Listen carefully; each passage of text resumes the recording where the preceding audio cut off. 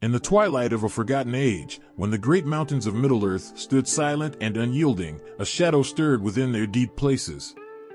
The dwarves, forged by all the smith, were a proud people, strong and enduring. Yet, among them were those who walked a lonelier path, a people small of stature and heavy with sorrow. These were the Petty-dwarves, the Nogath-ni-Bean, scattered fragments of a proud heritage, burdened by rejection and the weight of a name that burned like a curse.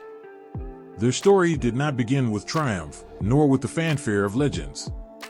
The Petty-dwarves were not carved from the same stone of glory as Durin's folk or the other 7 clans.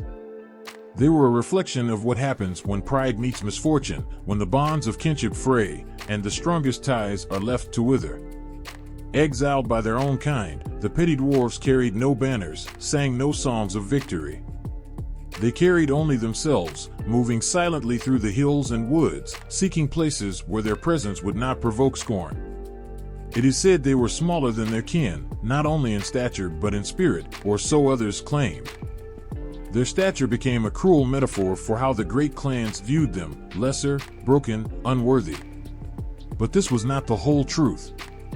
The Petty-dwarves were skilled in their own ways, as clever with their hands as they were bitter in their hearts. They fashioned tools and treasures with a deftness born of necessity, and their craft carried the echoes of a people desperate to prove their worth in a world that had already judged them.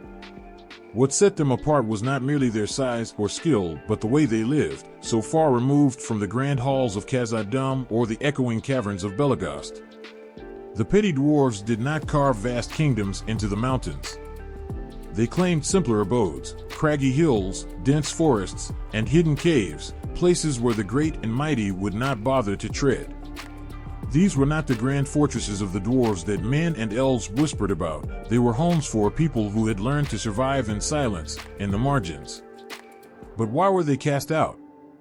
This question lingers like a cold mist, clinging to their legacy. Some whispered that they had committed great offenses, betrayals that could not be forgiven. Others believed they were simply born different, and their differences were an affront to the perfection their kin sought to preserve. The truth is tangled in the roots of forgotten time, but what remains clear is the sting of their exile. To be cast away by one's own blood is a wound that festers. It is a wound that shapes the soul. They walked the wild places of Middle-earth, unwelcomed by the kindred they had once called brothers. Yet, they were not without spirit. The Petty-dwarves clung fiercely to life, each step an act of defiance against the world that had turned its back on them. But the bitterness grew. It seeped into their words, their ways, and even their craft. Where once their works might have carried a touch of beauty, they now bore a raw edge, as if the very act of creation was laced with frustration and sorrow. The great dwarves of Durin's line looked upon the Petty-dwarves with disdain. To them, these wanderers were a painful reminder of what could happen to those who strayed too far from the traditions and unity of their kind. The mighty dwarves, with their flowing beards and gleaming axes, saw only shadows of themselves in the Petty-dwarves, diminished, forgotten shadows. And so, they turned their backs, leaving the Petty-dwarves to scrape out an existence in the forgotten corners of the land. Yet, to see them only through the eyes of others is to miss their essence. The Petty-dwarves were not merely victims of fate. They were survivors, clinging to their heritage with the ferocity of a storm-battered tree. Their stature, though mocked, allowed them to move unseen where others could not. Their small homes, carved into the sides of hills, became fortresses against the encroaching world. And their hands, though weathered and calloused, crafted tools that could withstand the passage of centuries. Still, one cannot ignore the sorrow that clung to them like a second skin. Among their kind, there was no laughter that rang through halls, no fires that burned bright with celebration. Their gatherings were hushed, their voices subdued, as if the weight of rejection had stolen even the joy of companionship. And yet, even in their isolation, they shared a bond, a silent understanding born of shared suffering, a unity that needed no words. There are those who believe that the Petty-dwarf's small stature was not a curse of nature but a result of their years of struggle. Hunger and hardship may have shaped their bodies as much as their spirits. Others argue that their size was a reflection of how the world saw them, diminished and insignificant. But the truth lies not in their physical form, but in the fire that burned within them. For all their flaws, the Petty-dwarves were a testament to resilience, to the unyielding will to exist even when the world has deemed you unworthy. They were not nameless. Among them walked individuals whose stories still linger in the forgotten corners of Middle-earth. Mim, perhaps the most well-known of their kind, carried the bitterness of his people in every word he spoke and every choice he made. His tale is one of sorrow and betrayal, yet it is also a reminder of the complexity of the Petty-dwarves. They were not saints, nor were they villains. They were simply a people trying to find their place in a world that had none to offer. As the years passed, the Petty-dwarves became fewer. Their homes were taken from them, their treasures stolen, their names whispered only in fear or contempt. But even in their dwindling numbers, they left their mark. The places they touched, the tools they crafted, and the sorrow they carried became threads in the great tapestry of Middle-earth, threads that could not be unraveled. And yet, their story does not end here. For though the Petty-dwarves faded from the sight of men and elves, their spirit lingered. It lingered in the ruins they left behind, and the faint echoes of their songs, and in the enduring question of what it means to be cast out and forgotten. To be small does not mean to be insignificant. To be broken does not mean to be without worth. Their tale is not one of finality but of endurance, a reminder that even the smallest flame can burn fiercely in the darkest of nights. It began with a word that burned like a brand, searing into the hearts of those it described. Petty. A name whispered and scorned by their own kin, a single word heavy with rejection. Once, they had been part of something larger, something proud and unbroken. But now, that word hung over them, a cruel shadow that stretched far beyond the halls of stone they had been forced to leave behind. They had not always been outcasts. The Petty-dwarves had once shared the same blood as the great dwarven clans. They were of the same stock, forged by the same creator, all, and gifted with the same indomitable spirit. But something had gone wrong, something that twisted their fate and turned them into exiles. To the other dwarves, they were no longer brothers and sisters. They were a reminder of shame, of failure, of something that was easier to cast aside than to embrace. The reasons for their exile were as varied as the tales told about them. Some said they had committed grievous crimes, offenses so great that even their kin, known for their fierce loyalty, could not forgive them. Others spoke of jealousy, of whispered accusations that they had stolen from their own, hoarding treasures meant for the clans. There were even those who believed it was simpler than that they had been born different, and their difference was an affront to the proud traditions of dwarven culture. Their exile was not swift or merciful. It was a slow unraveling, a tearing away of everything they had known. One by one, the doors of their kin were closed to them. The great halls, carved with the labor of generations, no longer welcomed their footsteps. The feasts, the laughter, the songs, they became memories, bitter and sharp. There was no single moment of betrayal, no dramatic declaration of banishment. It was quieter, crueler, like being suffocated by silence. The other dwarves called them petty not because they were small in size, but because they believed their hearts had shrunk. To them, the Petty-dwarves were less honorable, less capable, less deserving. The name was a wound that never healed, a constant reminder of what they had lost. But the word carried more than scorn. It carried fear. The great dwarves feared what the Petty-dwarves represented, the possibility of failure, of being cast aside, of losing everything that made them who they were. The Petty-dwarves were not without fault. There was bitterness in them, a sharp edge that cut even those who tried to help them. They carried their anger like a shield, lashing out at a world that had turned its back on them. They became secretive, mistrustful, unwilling to share their lives with anyone who might use their pain against them. But who could blame them? When your own kin call you unworthy, how can you believe in your own worth? Their culture began to change. Where once they had been craftsmen of great renown, their work became smaller, simpler, almost desperate.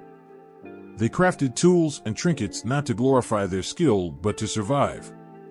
Their songs grew quiet, their stories darker. Even their language began to shift, adopting harsh tones and bitter words. They became a people defined not by what they had, but by what they had lost. The other dwarves saw this and turned their backs even further.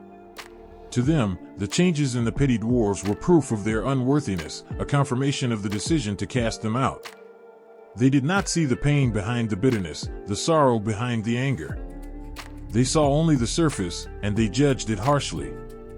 The gulf between the Petty-dwarves and their king grew wider with every passing year, until it seemed impossible that they had ever been one people. The rejection cut deeper than any blade.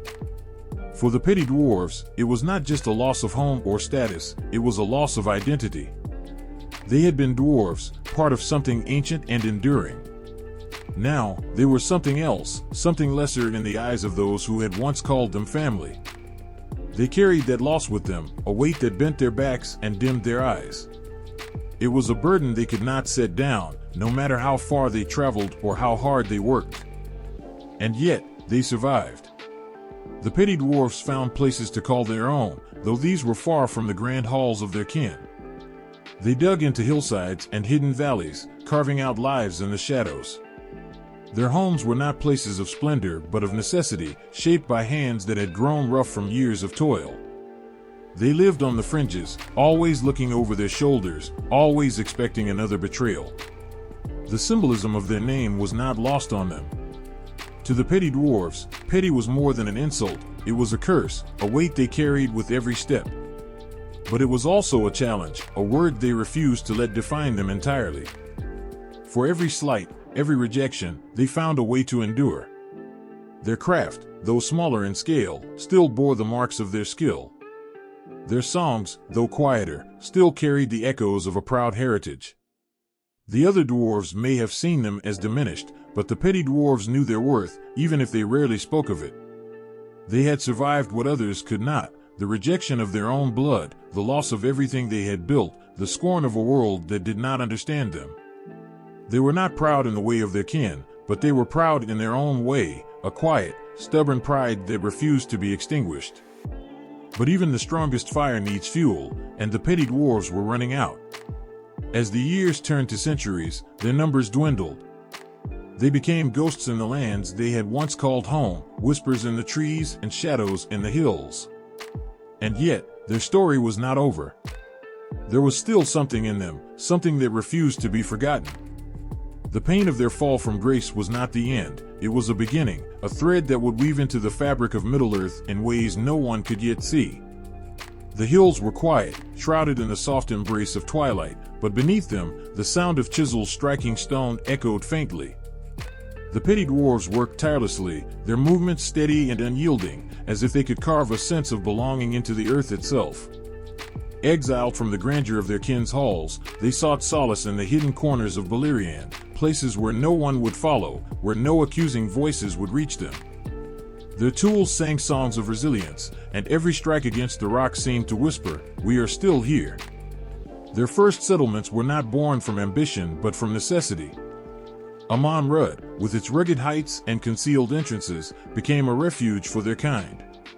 Its red-topped crown of stone seemed to bleed under the fading light, a silent reflection of their wounded pride. Within its depths, they carved out homes that spoke not of splendor but survival. The walls bore no intricate carvings, no tales of old glory. Instead, they stood rough and unpolished, a testament to the haste and desperation with which they had been made. But even in this roughness, there was strength. Each chamber was built to last, every passage a small fortress, as if they knew their exile was not merely a passing storm but a new reality. Farther to the west, near the Nereg River, they found another haven. The caves of Nargothrond, untouched and waiting, called to their weary hands. While the great dwarves of the past would have adorned such a place with glittering gold and runes of power, the Petty-dwarves sought only shelter. Their craftsmanship, though diminished in the eyes of others, remained unmatched in ingenuity. They shaped the caves into a labyrinth of halls and tunnels, each designed with precision, each a small masterpiece of practicality. They built not for grandeur but for protection, their work blending seamlessly into the natural rock. To the untrained eye, it seemed as though the caves had always been this way, as if the mountain itself had shaped them in sympathy for the exiles who now called it home. Their techniques were unlike those of their kin. Without the resources or time to create vast forges and sprawling halls, they turned to methods that valued efficiency over elegance. They crafted tools that were lighter, easier to carry, and weapons that could be made quickly but wielded with deadly precision. Their hands, hardened by years of labor, moved with practiced ease, shaping stone and metal into forms both simple and effective. Even their architecture reflected this shift. Where once they might have built grand archways and towering pillars, they now favored low ceilings and narrow halls, spaces that could be defended with minimal numbers. These were not the halls of kings, but the strongholds of survivors. Yet for all their ingenuity, there was a haunting sadness to their work. The halls they carved, though sturdy, lacked the warmth of home. The fires that burned in their forges cast long shadows, flickering reminders of the emptiness that now surrounded them. The songs they sang as they worked were quieter than they once had been, their voices carrying a weight that words could not convey. It was as if they poured their sorrow into the very stones, leaving behind a trace of their pain in every wall, every stair, every carefully placed brick. Life in these settlements was hard, and the Petty-dwarves were forced to adapt in ways they never could have imagined. They learned to live off the land, hunting in the forests and fishing in the rivers. Their once proud traditions of trade and craftsmanship faded, replaced by the simple struggle to survive. Yet even in the face of such hardship, they found ways to keep their spirit alive. They told stories around their fires, tales of the days before their exile, of the great halls they had once called home. These stories, though bittersweet, were a lifeline, a way to remember who they were and what they had lost. The caves of Nargothrond and the heights of Amon Rud were not the only places they settled. Scattered across Beleriand, and hidden valleys and forested hills, the Petty-dwarves carved out small enclaves, each a world unto itself. These were places of quiet resilience, where the laughter of children echoed faintly against the stone and the smell of fresh-hewn rock lingered in the air. Though isolated, these settlements were connected by an invisible thread, a shared understanding of what it meant to be cast out, to be forgotten. But even in these quiet places, they were not truly safe. The wilds of Beleriand were home to more than just exiles. Dark things moved in the shadows, and the Petty-dwarves were forced to defend their homes time and again. They became warriors out of necessity, their tools of craft turned into weapons of war. Their hammers struck not only stone but the armor of foes, their chisels finding gaps in scales and mail. They fought with a ferocity born of desperation, knowing that there was no retreat, no other place to go. Despite their isolation, the Petty-dwarfs' presence did not go unnoticed. Travelers who stumbled upon their settlements often spoke of the strange folk who lived in the hills, their eyes wary and their words guarded. To the great houses of the elves, they were little more than a footnote, a curiosity in a world filled with greater wonders. But to the Petty-dwarves, these settlements were everything. They were the last remnants of a people struggling to hold onto their identity, their pride, their very existence. There was a quiet defiance in their survival. Every wall they built, every tool they crafted, every song they sang was a small act of rebellion against the forces that had tried to erase them. They were not the mighty dwarves of legend, but they were still dwarves. Their hands were still strong, their hearts still burned with the fire of all. They refused to fade into obscurity, even as the world around them grew darker, even as their numbers dwindled.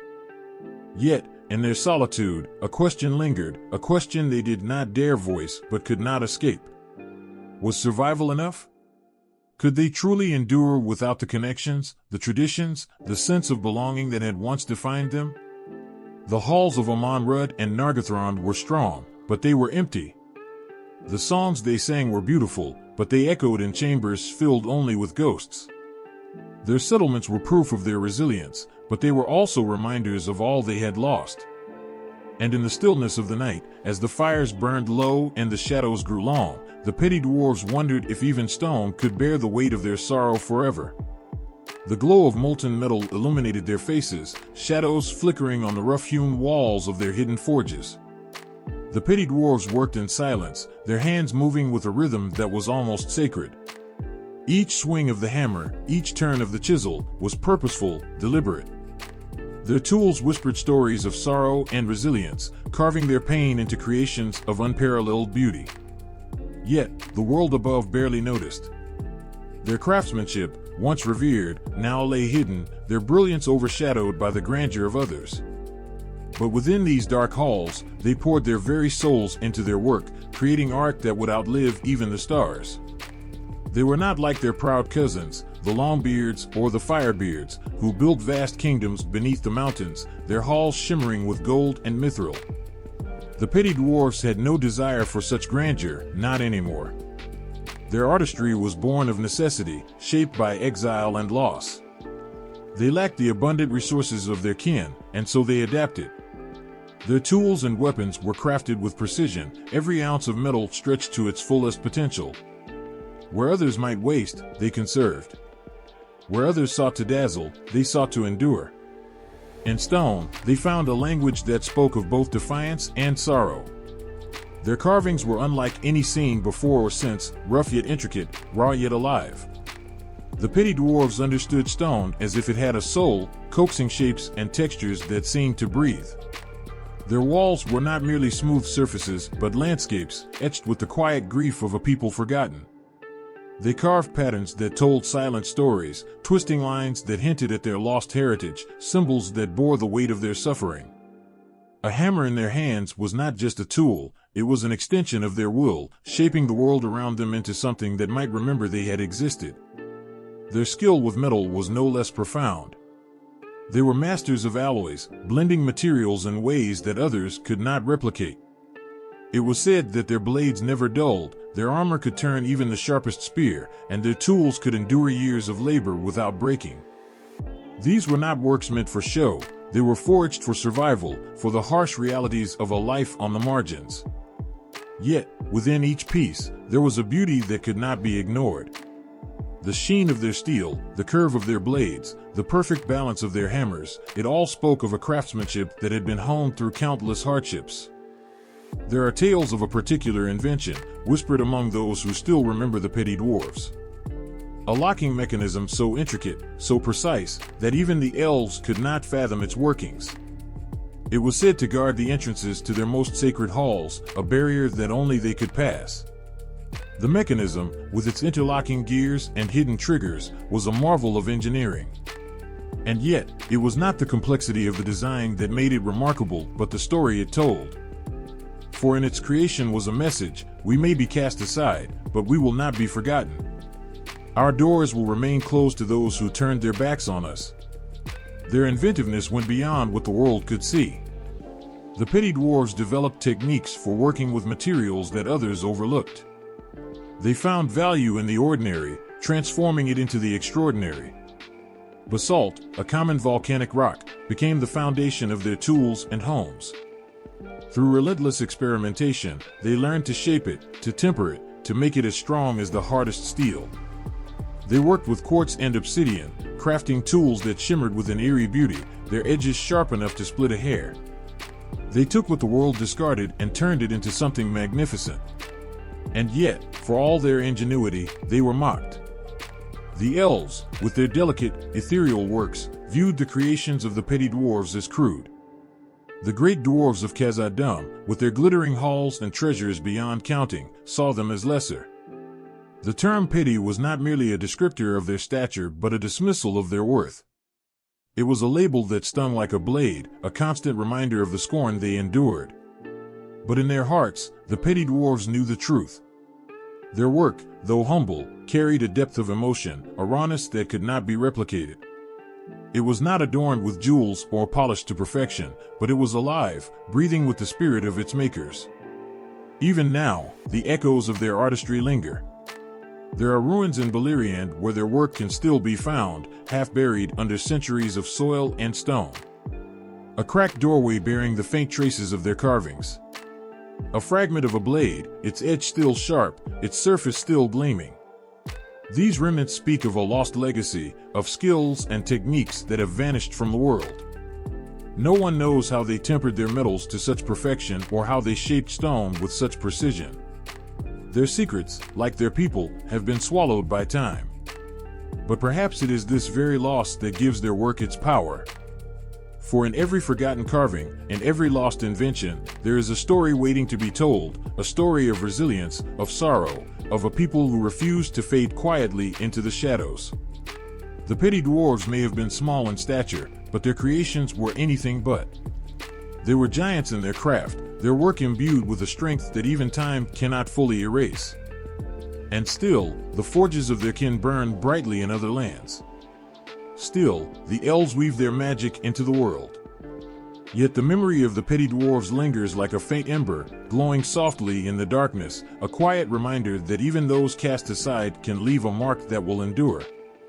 Their stone carvings, their unbreakable locks, their shimmering blades, they are more than mere objects. They are echoes of a people who, though forgotten by the world, carved their existence into its very bones. The silence of the forest was heavy, broken only by the whisper of leaves in the wind. They moved like shadows among the underbrush, their keen eyes scanning the horizon. These were not the mighty Longbeards or the gilded halls of Khazad-dûm. These were the Petty-dwarves, hunched and wary, their presence a faint echo in the vastness of Beleriand. They had learned to move unseen, to avoid the prying eyes of those who walked under the sun. Yet even in their isolation, the world would not leave them in peace. The first time they crossed paths with the Sindar, it was not a meeting of equals. The elves, tall and luminous, carried themselves with the grace of immortals. The Petty-dwarves, rough and scarred by the world, could feel their disdain in every glance. Words were spoken, but they were sharp-edged, laced with mistrust. The Sindar called them Nogath-Nibeen, the stunted people, a name that cut deeper than any sword. For the Petty-dwarves, this was not just a label, it was a verdict, a judgment passed on their existence. There was no warmth in those early encounters. The Sindar, unfamiliar with the ways of these small, secretive folk, saw them as a threat. Arrows were notched, swords drawn, and blood spilled on more than one occasion. The Petty-dwarves, for their part, did little to ease the tension. They were fiercely protective of their hidden halls, and their hearts, already hardened by exile, left no room for trust. They saw the elves as interlopers, invaders who wandered too freely into lands they had claimed in secret. The forest became a battlefield of whispers and shadows, each side striking from the darkness, neither willing to yield. Yet even amidst the hostility, there were moments of reluctant understanding. The Avari, the wandering elves who had chosen not to follow the summons of the Vala, found themselves drawn to the Petty-dwarves in unexpected ways. Perhaps it was their shared status as outsiders, beings who did not belong in the grand designs of others. The Avari saw something familiar in the quiet defiance of the Petty-dwarves, and their refusal to be defined by what they were called. There were no great alliances, no oaths of friendship, but in the stillness of the forest, there were exchanges of goods, of knowledge, of cautious respect. And then came the Edain, the race of men, stumbling into the lands of Beleriand with eyes full of wonder and hearts burdened by their own struggles. The Petty-dwarves watched them from the shadows, their distrust immediate and fierce. These were not immortals, not beings shaped by the stars. They were mortal, fragile, unpredictable. The Petty-dwarves saw in them a reflection of their own frailty, and it frightened them. They did not seek friendship, only distance. But the Edain, with their stubborn curiosity, refused to be turned away. At first, the interactions were fraught with tension. The Edain, desperate for guidance in this strange and perilous land, approached the Petty-dwarves with outstretched hands. But the Petty-dwarves, hardened by years of rejection, met them with stone-faced indifference.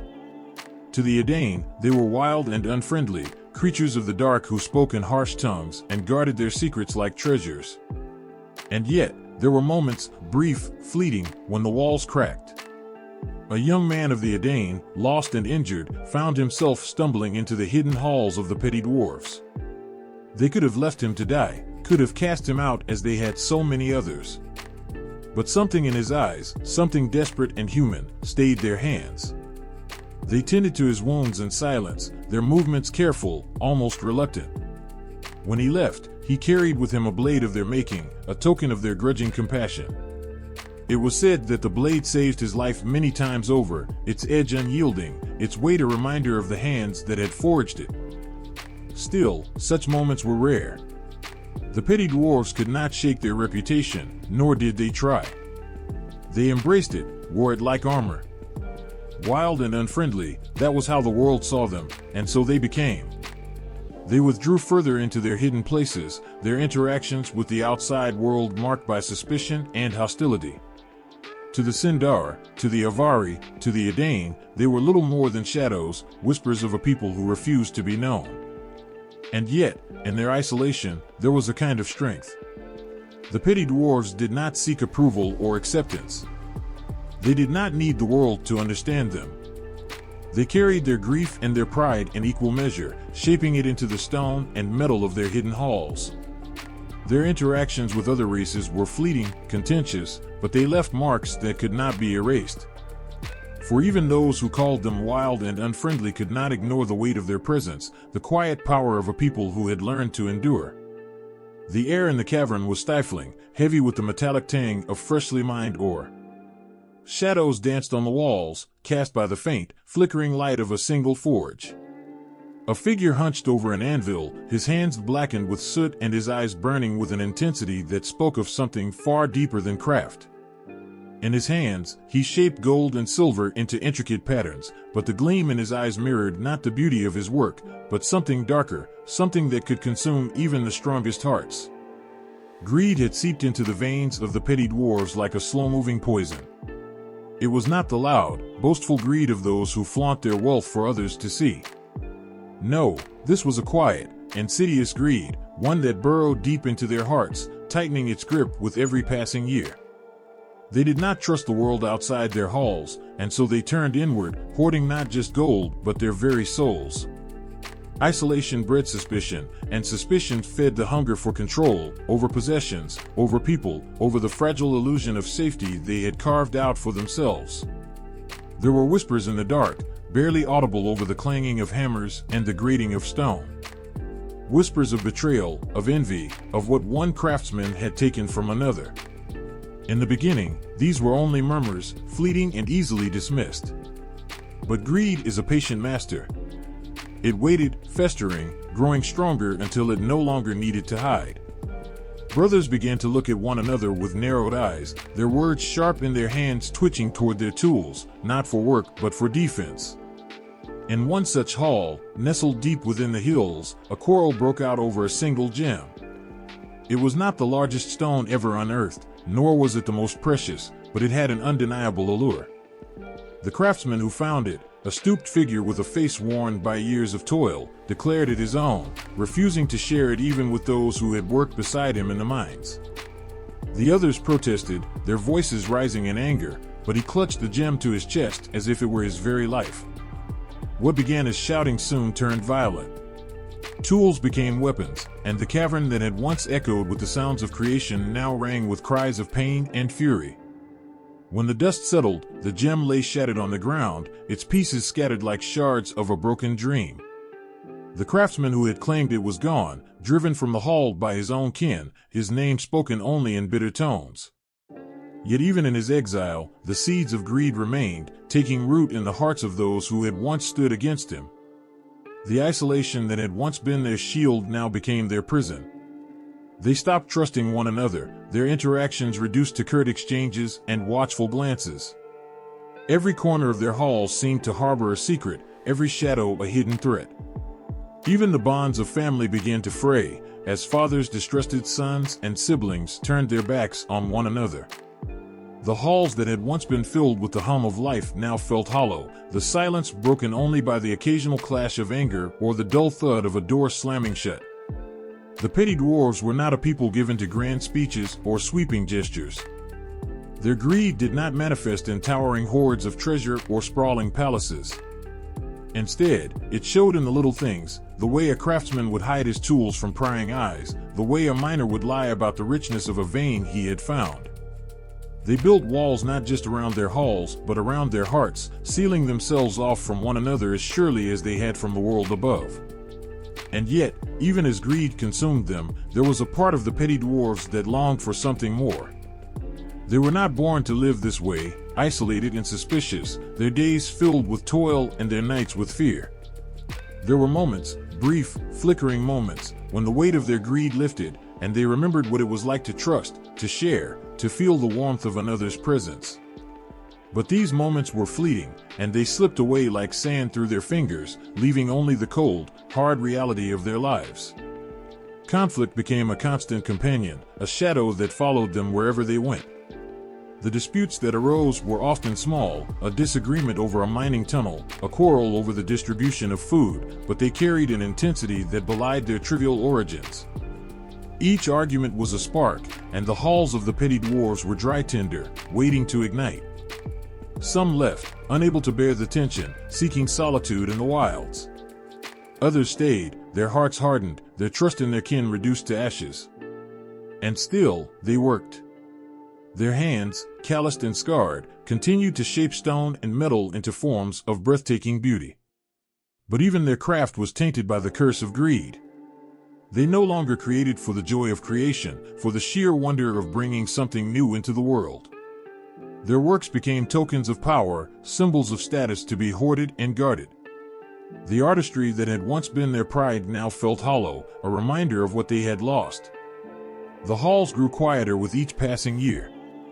The forges burned less brightly, the sounds of hammers striking anvils less frequent. The Petty-dwarves, so full of life and determination in their youth, seemed to age all at once, their spirits worn down by the weight of their greed. And yet, even in their darkest moments, they held onto a sliver of hope, a faint, fragile hope that they could find a way to break free from the chains they had forged for themselves. But the curse of greed is not so easily cast aside. It lingers, a shadow that cannot be banished by light alone. It binds its victims in a web of their own making, each strand a choice, a decision to hold on rather than let go. The Petty-dwarves, for all their strength and skill, found themselves ensnared, their lives shaped not by the hands of their enemies, but by their own hearts. And so, the halls of the Petty-dwarves stood, silent and somber, a testament to the weight of greed and the cost of isolation. The silence of the forest was broken only by the crackle of distant flames. A faint trail of smoke rose into the twilight sky, curling like a ghostly finger pointing to the heart of betrayal. Hidden among the trees, a small figure crouched, his breath ragged and uneven. He clutched a crude axe, its once proud blade now dulled by years of relentless toil. His eyes, sharp and wary, scanned the shadows. He wasn't looking for prey, but for the familiar figures who had once called him a friend, a brother. They had come in peace once, elves with their silvered voices, men with their heartfelt promises. They spoke of alliances, of shared prosperity, of a future that would bind them together like the roots of an ancient tree. At first, the Petty-dwarves had been cautious. Their kind had always lived in the margins, shunned and dismissed as relics of a lesser age. But even their hardened hearts yearned for something they had not dared to name, belonging. When the elves arrived with gifts of fine cloth and carved trinkets, the Petty-dwarves began to hope. When the men shared their bread and wine around flickering fires, they began to believe. Walls that had stood for centuries began to crumble, not from the blows of enemies, but from the gentle persistence of words and gestures that seemed genuine. But the seeds of betrayal are often sown in the fertile ground of trust. The first sign was subtle. A mind that had been long abandoned was suddenly crawling with strangers. Elves, tall and graceful, and men, broad-shouldered and strong, claimed they had found it by chance. They had unearthed veins of precious metals, they said, and thought it only right to share the bounty with their newfound allies. But the Petty-dwarves knew their own tunnels better than anyone. They saw the chipped stone, the fresh carvings, marks of a deliberate intrusion. When they confronted the intruders, the smiles faded. The elves stood aloof, their eyes cold and unreadable. The men shuffled their feet, their words stumbling over excuses that carried the weight of lies. The tension simmered, but no blood was shed that day. The Petty-dwarves retreated, their trust already beginning to crack like a fragile shell underfoot. The second blow came like a thief in the night.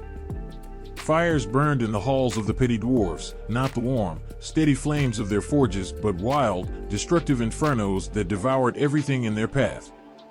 It was the men this time, their greed laid bare. They came with axes and torches, claiming the Petty-dwarves had hoarded treasures that rightfully belonged to all. No plea for reason could sway them, no show of innocence could halt their advance. The halls that had stood for generations fell to ruin, their stone walls crumbling under the weight of betrayal. Families were scattered, their cries echoing in the darkness as they fled through hidden passages, clutching what little they could carry. Some did not make it out. Their voices were silenced, their lives reduced to ash. The elves were no better. They watched from the shadows, their hands clean but their hearts complicit. When the Petty-dwarves sought refuge in the woods, the elves turned them away, their eyes cold and distant. They spoke of balance, of the need to maintain harmony, but their words rang hollow. The Petty-dwarves saw the truth in their actions, they were alone. Betrayal has a way of hollowing out even the strongest of hearts. The survivors, scattered and broken, retreated to the furthest reaches of the land. Their numbers dwindled, not only from the blade and flame but from the slow erosion of hope. They had no allies, no safe havens, only the memories of what had been taken from them. In one remote corner, a small group gathered in what remained of an ancient hall. The air was damp, the stone walls slick with moss and mildew. They spoke in hushed tones, their voices tinged with bitterness and despair. Each word was a dagger, cutting into the fragile threads that still bound them together. Accusations flew: who had trusted too easily, who had failed to act, who had let their guard down. One by one, they drifted away, unable to bear the weight of their collective failure. Some went north, others south, seeking a place where they might live without fear of another betrayal. But the world had no place for the Petty-dwarves. They were hunted, not just by those who had turned on them, but by time itself. Their numbers grew smaller, their stories fewer, until they became whispers on the wind, half-forgotten echoes of a people who had once carved beauty from stone and metal. And yet, they did not fade quietly. In the darkest corners, they fought to hold on to what little they had left, their craft, their pride, their identity. Even as the world closed in around them, they clung to the remnants of their culture, passing it down in secret, their hands trembling but determined. The betrayal of the Petty-dwarves was not a single act, but a series of wounds, each one cutting deeper than the last. They lost their homes, their kin, their place in the world. But what they lost most of all was their trust, not only in others, but in themselves. The fire of betrayal burned brightly, consuming everything in its path, leaving only ashes and shadows in its wake. And still, the smoke lingered, curling into the sky, a silent reminder of what had been taken and what could never be restored. A cold wind swept through the rocky slopes of Amon Rud, carrying with it a bitter silence that seemed to press against the skin. The hill, crowned with its barren crown of stone, stood like a sentinel over the desolation. It was a place where light rarely lingered, where shadows stretched long and dark as if to shield the secrets buried beneath the earth. At its base, a lone figure moved, small, bent, with a gait that spoke of both weariness and wariness. Mim the Petty-dwarf, last of his kind to walk these forsaken lands, clutched a sack of roots, his keen eyes scanning the landscape for signs of danger. He had long since learned not to trust the open air. Too often, it bore death upon its wings. Too often, it whispered the footsteps of those who would take from him what little he had left. Yet, even as his heart hardened against the world, it still carried the weight of a loss too vast to name. He had once called Amon Rud his home, a place where his people had shaped the earth with skill and care. Now, it was a tomb, a sanctuary turned graveyard, haunted by memories that cut deeper than any blade. The day he first saw Túrin Turambar, Mim knew his life would never be the same. The tall man, clad in dark armor and burdened by an air of unrelenting sorrow, was unlike any enemy Mim had faced before. Túrin's eyes were piercing, yet hollow, as though they looked not at the world but through it. He had come with a band of outlaws, their faces hard and unforgiving, and they had taken Mim captive with little effort. The Petty-dwarf's protests fell on deaf ears as they bound his hands and dragged him toward the hill he had once called his own. When Túrin demanded that Mim lead them to shelter, the Petty-dwarf's heart burned with anger. Amon Rud was sacred to him, the last remnant of a life that had been stolen piece by piece. To share it with these strangers felt like a betrayal of his ancestors, a desecration of the very stones they had shaped. But what choice did he have? These men were desperate, their eyes hungry and their hands ready to kill. And so, with a heavy heart, Mim led them to Barandanwid, the House of Ransom. The name felt cruelly fitting. As the outlaws settled into the halls of his people, Mim watched them with a simmering hatred that threatened to consume him. They laughed and feasted, their voices echoing through the chambers where once the songs of the Petty-dwarves had rung. They treated the treasures of his ancestors as though they were mere curiosities, their reverence drowned by their greed. And yet, amid his rage, Mim could not help but be drawn to Túrin. There was a sadness in the man that mirrored Mim's own, a weight of loss and guilt that seemed to drag him down with every step. Túrin spoke little, but when he did, his words carried a depth that cut through the noise of the others. He treated Mim with a strange kind of respect, addressing him not as a servant but as an equal. It was this unexpected kindness that stayed Mim's hand when the urge to betray them grew too strong to ignore. But kindness alone could not heal the wounds of the past. The breaking point came with a single act of cruelty, one that shattered whatever fragile bond had formed between the petty dwarf and the man. The outlaws, in their thoughtless arrogance, killed Mim's son. Ivan had been the last of Mim's kin, his only companion in a world that had turned its back on them. His death was a wound that no words could mend, a loss that stripped away the last vestiges of hope from Mim's heart. The halls of Amon Rud became a prison, a place of grief and bitterness where the ghosts of the past whispered accusations in the dark. Mim withdrew into himself, his once defiant spirit crushed under the weight of his sorrow. He no longer cared for the outlaws or their leader, no longer feared their wrath. All that remained was a burning desire for vengeance, a need to make them feel the pain they had inflicted upon him. And so, when the orcs came, Mim did not raise the alarm. The attack was swift and merciless, a storm of steel and fire that swept through the halls like a plague. The outlaws fought bravely, their shouts echoing through the chambers, but they were no match for the overwhelming force of their enemies. Túrin, ever the warrior, stood at the forefront, his blade cutting through the darkness like a beacon of defiance. But even he could not hold back the tide. As the battle raged, Mim watched from the shadows, his heart a maelstrom of conflicting emotions. He felt no joy at the sight of the outlaw's downfall, only a hollow satisfaction that justice, in some twisted form, had been served. When Túrin finally fell, his body broken but his spirit unyielding, Mim felt a pang of something he could not name. It was not pity, nor was it remorse. It was the echo of a bond that might have been, a connection forged in shared pain but severed by the cruel hand of fate. When the orcs departed, leaving Amon Rud a smoldering ruin, Mim emerged from his hiding place.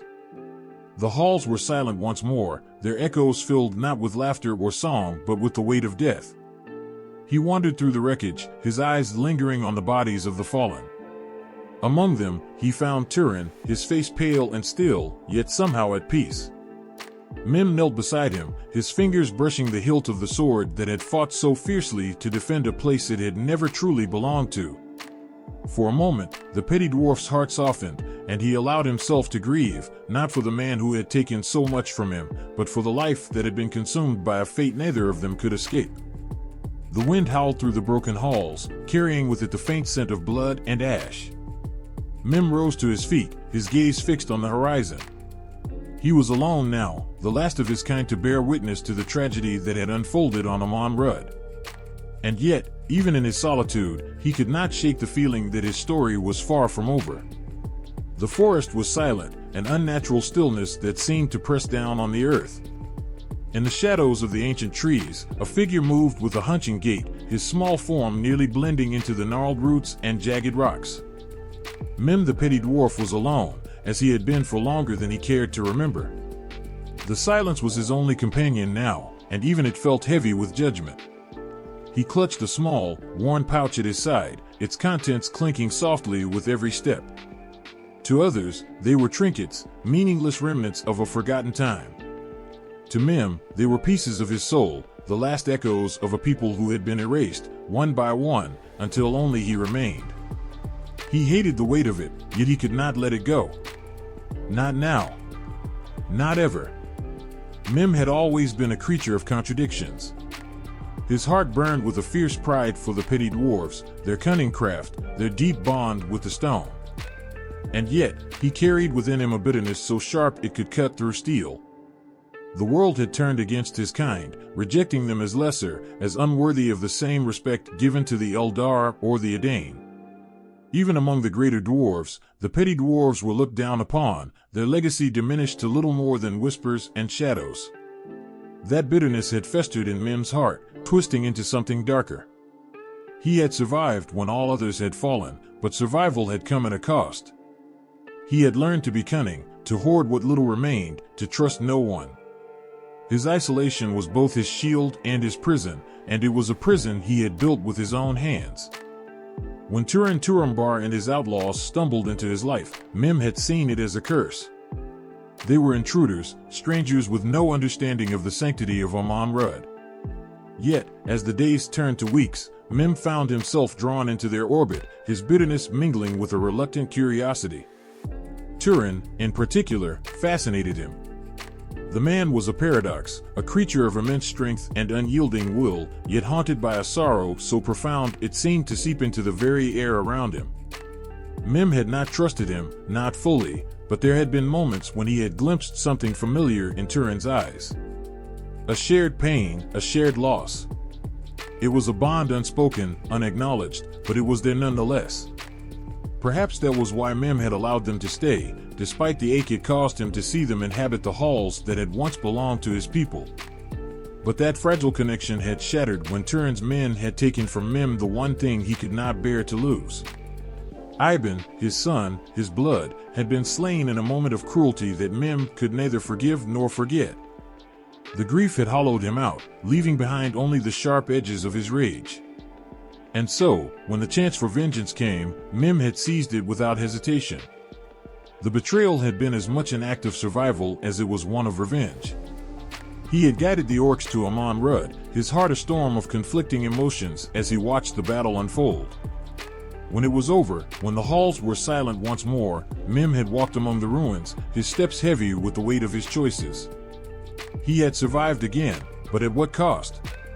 It was not long after that Túrin returned, wounded and broken, to confront the petty dwarf who had betrayed him. The confrontation was brief, brutal, and final. Túrin's blade struck true, ending Mim's life with a single, merciless stroke. But even as his body fell, Mim's legacy lingered in the air like a ghost.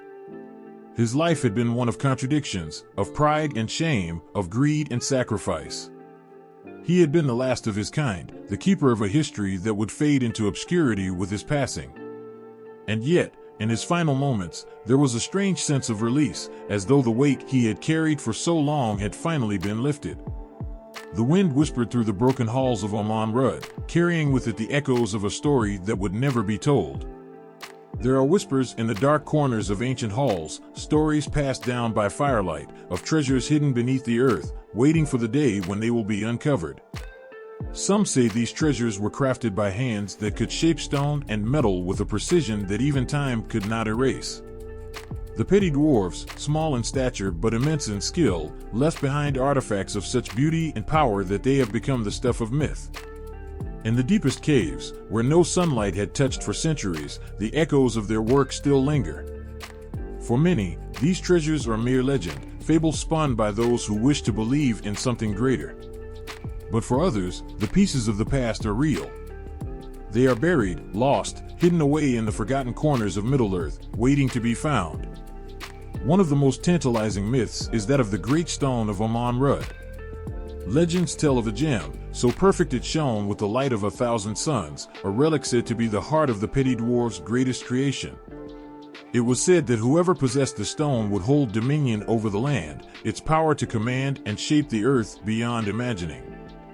Yet, it was also said to bring ruin to those who sought it. Many who searched for it vanished without a trace, leaving behind only whispers of their existence. It was not just the gems and precious metals that the petty dwarves left behind, but their very craft, their skill with the stone, the intricate designs they etched into the walls of their homes and temples. These markings were not simply decoration, but symbols, codes, keys to understanding the nature of the world.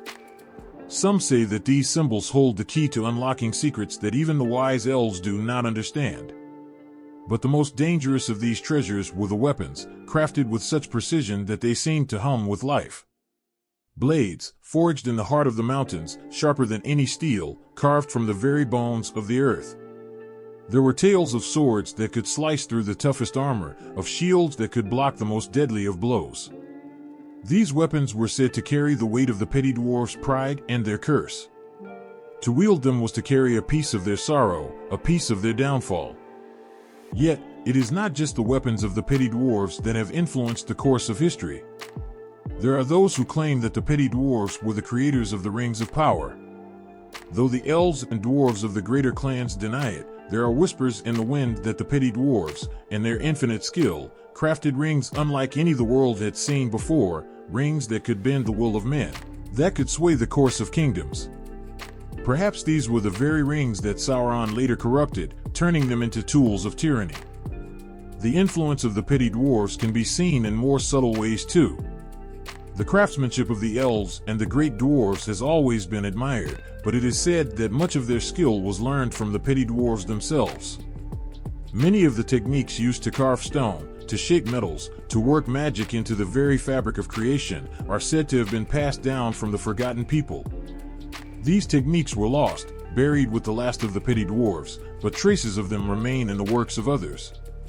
The shimmering walls of Erebor, the delicate carvings in Rivendell, there are those who see the fingerprints of the Petty-dwarves in these, faint echoes of a civilization that was both ahead of its time and lost to it.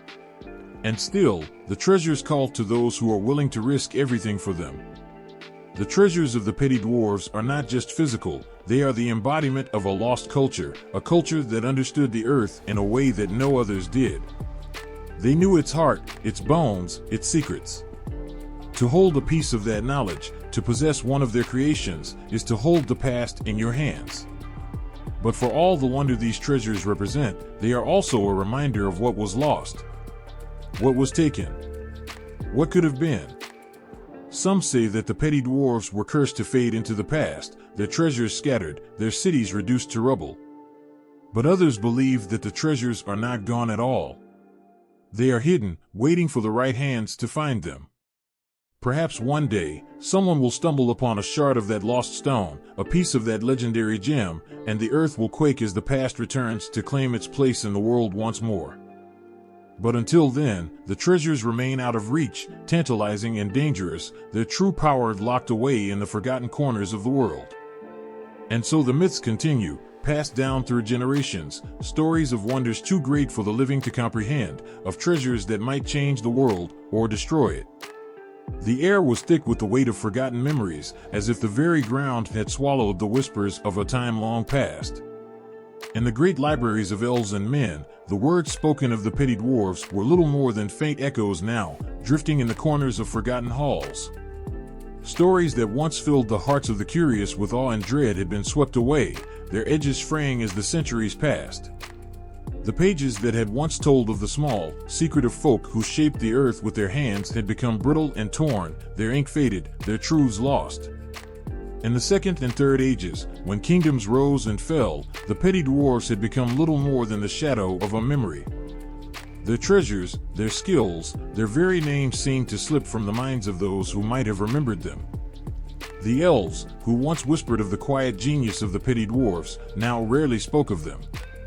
The men, too, who had seen the last of their kind and learned what they could from their masters, no longer sought the knowledge they had left behind. It was as if the weight of time had made them too distant, too ancient to care about. But somewhere, hidden in the forgotten corners of the world, there were still those who remembered. A few ancient elves, those who had lived through the First Age, still spoke of them with a kind of melancholy reverence, their voices hushed as if afraid to awaken a ghost from the past. They remembered the way the Petty-dwarves shaped the earth, the way their crafts held secrets that no other race could hope to understand. But even their memories were slipping, fading like the dust of ages long gone. It was in the quiet of the night, when the wind whispered through the trees and the stars blinked with a cold, distant light, that the stories would come back to life. A crackling fire would be enough to stir old thoughts, old tales. In the hushed silence of a room where only the oldest of elves gathered, someone might speak of the Petty-dwarves, of their skill, their ambition, their tragic end. It was a fleeting moment, soon to be forgotten again, but in that brief span, the spark of memory would be reignited. For the men of the later ages, the Petty-dwarves were but a story, a legend that faded as quickly as it had been told. There were few who even knew the name. Most had long since replaced the old gods and the ancient creatures of the First Age with their own beliefs, their own heroes. The world had changed. New empires were born, and the past had little place in the future. Yet, in the quietest of corners, in the hushed voices of those who had lived through the changing of times, the name of the Petty-dwarves was still spoken with a strange kind of reverence. It was as if the name itself carried a weight, a burden, that time could not fully erase. But for those who had lived the stories, who had seen the rise and fall of the Petty-dwarves, there was no forgetting. There was no putting the past aside. The memory of their craftsmanship, of their downfall, lingered in their hearts like an open wound. The world had moved on, but some things were too painful to let go of. The Petty-dwarves were not just a memory, they were a loss, a tragedy that haunted the minds of those who had seen it all, who had borne witness to the unraveling of a civilization that had once stood so strong. And yet, as the years turned to centuries, the stories became more distant, more fragmented.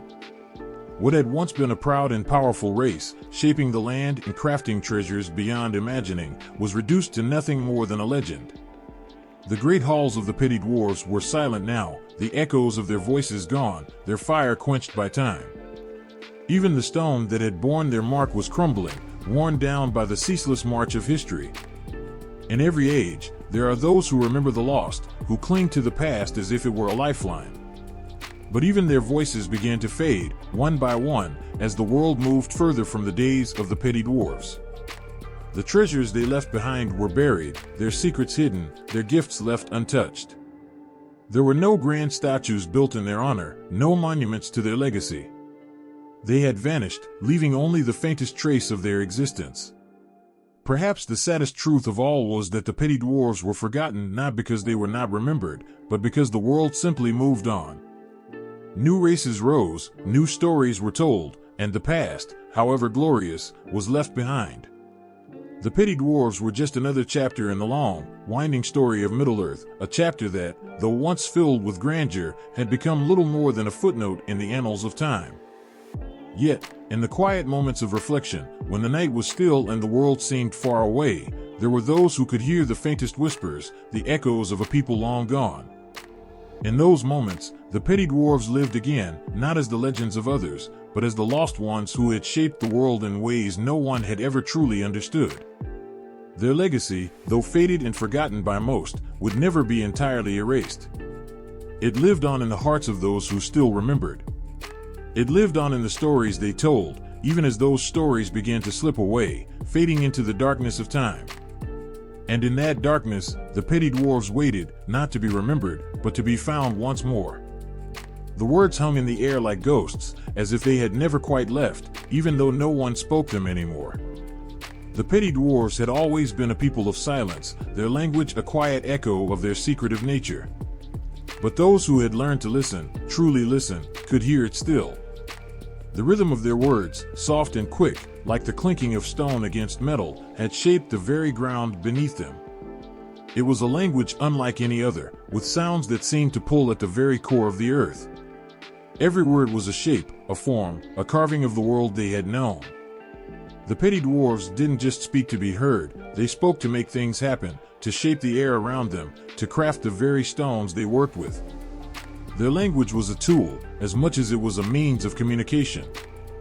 In the quiet spaces between the world's noise, there were whispers of their words, still alive in the tongues of those who had come after them.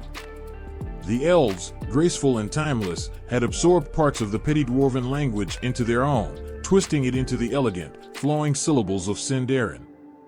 The smooth, lilting sounds of Sindarin might have seemed pure to the untrained ear, but beneath them, if you listened close enough, you could hear the rougher edges of the Petty-dwarven tongue. It was as if the language had slipped through time, weaving itself into the fabric of the world, a trace of a forgotten people that no one fully understood. The names of the Petty-dwarves, too, carried a weight that no one could forget. They were not just names, they were stories, memories, legacies. A name was a marker, a boundary between the past and the present, and the Petty-dwarves' names were filled with the echoes of their history. Their naming conventions were simple but powerful. They carried the weight of the stone they had carved, the mountains they had tunneled through, the treasures they had forged. A name, to a Petty-dwarf, was not just a word, it was an identity, a part of their very soul. To the outside world, these names may have seemed strange, even foreign. They didn't flow like the names of men or elves, but carried a rawness to them, a weight of the earth that set them apart. Names like Mem, whose very sound seemed to carry the weight of ancient rock, of long-forgotten tunnels. Or the names of the forgotten halls of Amon Rud, whispered by those few who still remembered them, a name that rang with the faintest echo of the Petty-dwarves' deep-rooted connection to the world beneath the surface. It was in these names that the soul of the Petty-dwarves lived on, despite the world forgetting them. These names had been passed down through the ages, carried on the breath of those who had learned their language, who had known the weight of their history. When the elves and men spoke these names, they were speaking a language of loss, of regret, of a time when the Petty-dwarves had stood strong and proud. Yet, as time wore on, the true meaning of these names faded, their original weight diluted by the flow of new languages, new cultures, new eras. Sindarin, for all its beauty, had become a polished reflection of the Petty-dwarven tongue, its rough edges smoothed over, its roots buried deep. The language of the Petty-dwarves had been swallowed by time, as much as their people had. But still, in moments of silence, in the quiet hum of the world, traces of their speech could be heard, carried on the wind, and the soft mutterings of a language long lost. The influence of the Petty-dwarves' language could still be felt, even if it was no longer understood. The echoes of their words rang through the halls of elven kingdoms, through the minds of men who never knew the true source. A word here, a phrase there, small, subtle reminders of a people who had once shaped the world with their speech. In the names of places, and the old songs sung by elves, and the whispers of forgotten histories, the Petty-dwarves still had a presence. They lived on, in the way the world itself had been changed by their language, by their words. The power of language is that it doesn't just fade, it transforms. The Petty-dwarves may have disappeared, but their language had seeped into the very fabric of Middle-earth, quietly influencing the way others spoke, the way they thought.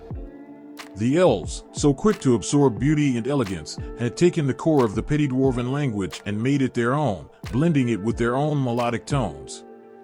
It was a quiet victory, the language of the Petty-dwarves carried in the breath of those who spoke it without knowing its origins. For all their efforts, the Petty-dwarves had left something behind, something far more lasting than their forgotten halls or hidden treasures. They had left their voice, their words, embedded in the world itself. Even as their names and their language faded into the past, they lived on in the way the earth itself remembered them, in the way their words shaped the very winds and stones. And so, as the last echoes of their language faded, it was not with a bang, but with a whisper.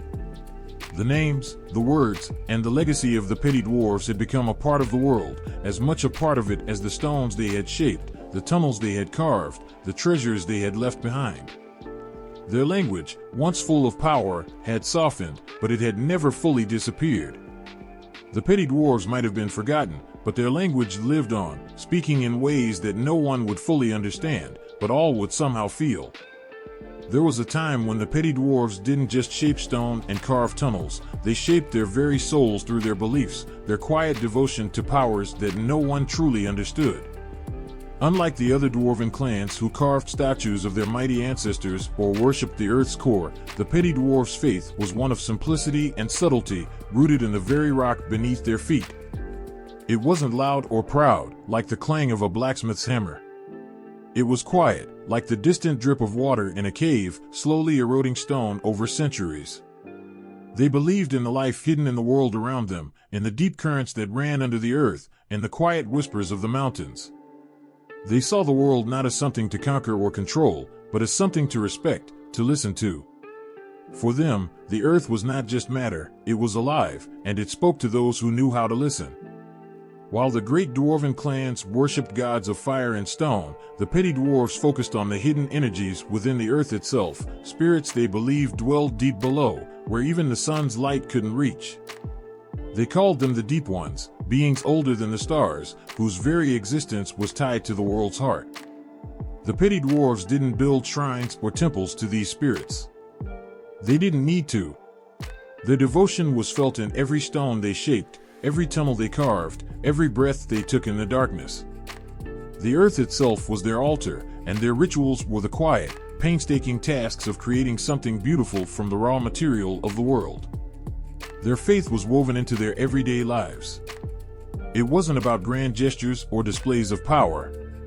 It was in the careful placement of a stone, the patient patience of chiseling away rock, as if each action was an offering. Every day spent in the earth's embrace was an act of worship. For them, faith wasn't something that could be seen or measured. It was something that had to be felt, like the pulse of the earth beneath their feet, a heartbeat that reverberated through the very stone of Amon Rud. Yet, there was a deeper sorrow in their faith. Their beliefs set them apart. While other dwarven clans saw themselves as the chosen of the gods, the petty dwarves understood the earth's will as something separate from divine intervention. They believed that life and death were part of the same cycle, that the earth didn't need gods to shape it, just as it didn't need gods to judge it. It was a humbling thought. The world didn't care about their prayers or sacrifices. It simply existed, and they were part of it, nothing more, nothing less. There was a sadness that hung in the air around their faith, like the dampness in a forgotten cave. It wasn't a sadness born of anger or resentment. It was a sadness born of a deep understanding. The petty dwarves had no grand tales of gods walking among them, no glorious legends of divine intervention. Their faith wasn't about salvation, it was about survival, about understanding the earth in all its cruelty and beauty. They knew that the world didn't owe them anything, but they still sought to honor it with their lives, with the work of their hands. Their beliefs weren't shared by other dwarven clans. The greater dwarves, proud and unyielding, believed that they were the heirs of gods, and their gods had chosen them to be masters of stone, fire, and metal. The petty dwarves, on the other hand, had no such grand vision. They didn't seek dominion over the earth, they sought to live in harmony with it, understanding its rhythms and listening to its quiet whispers. They didn't need gods to lead them, just the hum of the stone, the pulse of the mountain, the steady breath of the earth itself. This difference, this quiet separation, caused friction with the other clans. They didn't understand the petty dwarves. To the greater dwarves, faith was something that demanded strength, power, and glory. But the petty dwarves' faith was softer, quieter, something more profound in its simplicity, but less recognizable in its humility.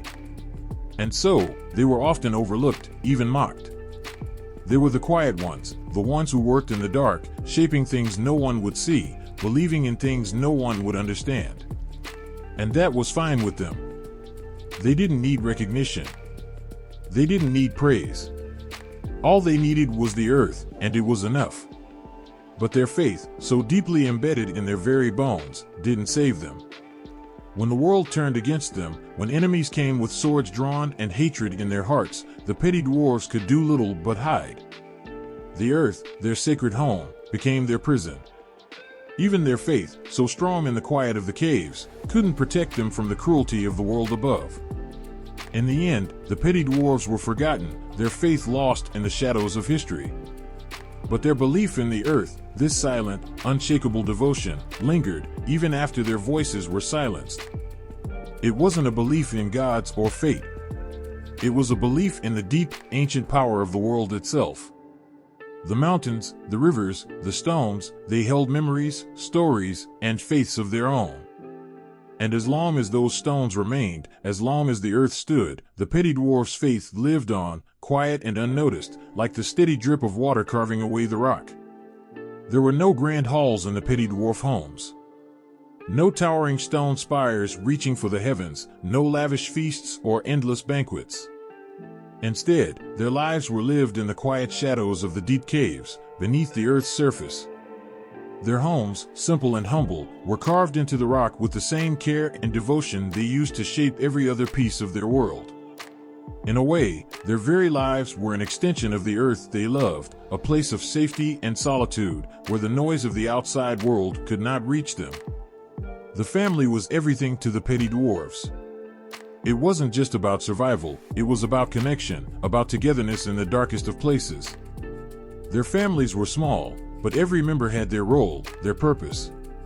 Children were raised with care and discipline, taught from a young age the ways of their ancestors, how to shape stone, how to listen to the quiet hum of the world around them. But beyond these practical lessons, they were taught the importance of family, of community. The Petty-dwarves knew that in a world so isolated, they could rely only on each other. Their homes were often built in the heart of the mountain, where the stone was warm to the touch, and the air hummed with the pulse of the earth. In the evenings, when the day's work was done, the Petty-dwarves would gather together in the quiet of their homes, sharing stories, laughter, and the bond of family. There was no rush, no urgency. Time flowed slowly in the deep caves, like a river running under the earth's surface. It was in these moments of peace that the true heart of their society beat, their sense of belonging, their sense of purpose. But life in the caves wasn't always easy. The Petty-dwarves had few luxuries, and every day was a battle to survive. The isolation of their existence shaped their society in ways that no other dwarven clan could understand. Without the distractions of the outside world, their focus was on the work before them. Every stroke of the chisel, every tap of the hammer, was a testament to their devotion to the earth and to each other. There were no distractions, no excesses. They lived simply, but they lived well. The hierarchy of Petty-dwarven society was not based on wealth or power, but on age and experience. The older dwarves, those who had spent the most time listening to the earth, were the most respected. They held the wisdom of generations in their hands, and their word was law. It wasn't a strict hierarchy, but there was a deep respect for those who had lived long enough to understand the true nature of the world. The young were taught to listen, to observe, and to learn from those who had walked the earth longer than they had. Despite the simplicity of their social structure, there was a depth to the Petty-dwarves' way of life that made it unique. They were not a people driven by ambition or desire for power. Instead, they were driven by a quiet, steady determination to live in harmony with the earth. Their homes were their sanctuaries, and their families were the foundation of their world. They didn't need the outside world to validate them. They knew who they were and what they stood for. Their isolation, however, also bred a certain sense of mistrust toward outsiders. The Petty-dwarves were not eager to share their lives with others, not because they were unfriendly, but because they had learned the hard way that the world above was dangerous, unpredictable, and often cruel. They had seen their brothers and sisters fall victim to greed, war, and betrayal.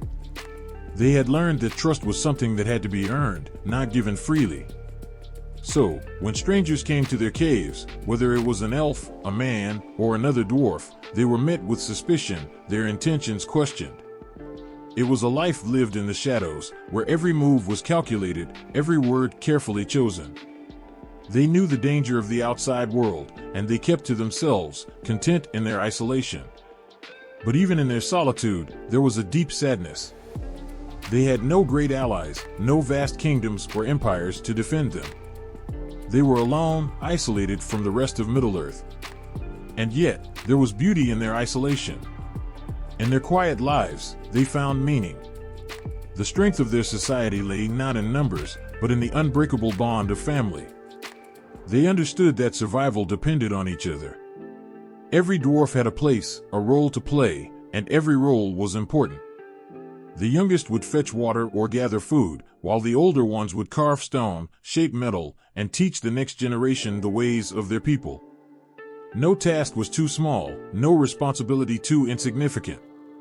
In the Petty-dwarven way of life, every action had meaning, every task was sacred. But as time wore on, their isolation began to weigh heavily on them. The world outside changed, and the Petty-dwarves found themselves slipping into obscurity. They were forgotten by most, lost to the pages of history, their culture and way of life fading into the darkness of the past. The family, once the bedrock of their society, became their only anchor in a world that no longer remembered them. The rituals and traditions they held dear were no longer passed down to the next generation. The work of their hands, the stone they had shaped, became a memory. Still, in the quiet corners of the world, in the shadowed caves and tunnels where they once thrived, the memory of the Petty-dwarves lives on. The stone, though worn by time, still hums with the faint echoes of their labor. The earth, though scarred and forgotten, still remembers the hands that shaped it. And though the Petty-dwarves themselves may have vanished into the dark corners of history, their legacy remains, woven into the very bones of Middle-earth, a testament to a life lived with simplicity, devotion, and love. The wind howled through the hollowed-out remains of what was once a thriving settlement. Now, all that remained were broken stone walls, crumbled foundations, and an eerie silence that hung over the land like a heavy fog. The Petty-dwarves had left their mark here, long ago, but now their homes stood as mere ghosts of what they once were. Yet even in the stillness, there was a presence, a whisper carried on the wind that seemed to speak of a forgotten people, of lives once lived in the deep shadows of these caves. The ruins of the Petty-dwarf settlements scattered across Middle-earth are not like those of other civilizations. While the towers of men have crumbled into dust, and the cities of elves are lost to time, the Petty-dwarves left their mark in stone. Their architecture was not grand, not meant to be imposing, but rather functional, humble, and enduring. Every piece of stone was carefully placed with a purpose, a quiet testament to a people who valued practicality over decoration. Even now, centuries after the last of them vanished, their dwellings still stand, albeit broken, their jagged edges softened by the passage of time. Walking through these ancient remnants, one can almost feel the weight of their absence.